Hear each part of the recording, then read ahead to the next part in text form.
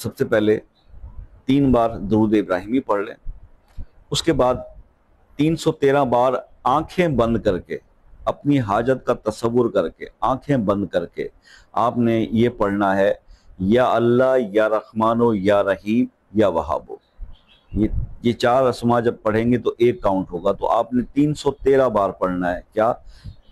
یا اللہ یا رحمانو یا رحیم یا وہابو، آنکھیں بند کر کے۔ پھر اس کے بعد 3 بار آپ نے درود ابراہیمی پڑھنا ہے۔ اپنی حاجت تو اپنے ذہن میں رکھی ہے، اس کے لیے دعا کرتے رہیں گے، دل میں اپنی حاجت ہوگی انشاءاللہ۔ جیسے ہی آپ یہ دعا کریں گے، دوسری صبح انشاءاللہ 24 گھنٹے میں ایک عمل کرتا ہے کام، آپ کا جو ہے کام ہو جائے گا، نہیں تو 3 دن میں ہو جائے گا، اور زیادہ سے زیادہ بھی آپ کو زیادہ دور کرنا پڑا تو 11 دن۔ تو یہ 11 دن تک آپ اس کو کرتے رہیے۔ اچھا، اگر آپ کا کام پہلے ہی دن ہو جاتا ہے، آپ کا کام 3 دن میں ہو جاتا ہے، تو اس کو عمل کو روکیے گا نہیں، اس کو جاری رکھیے گا۔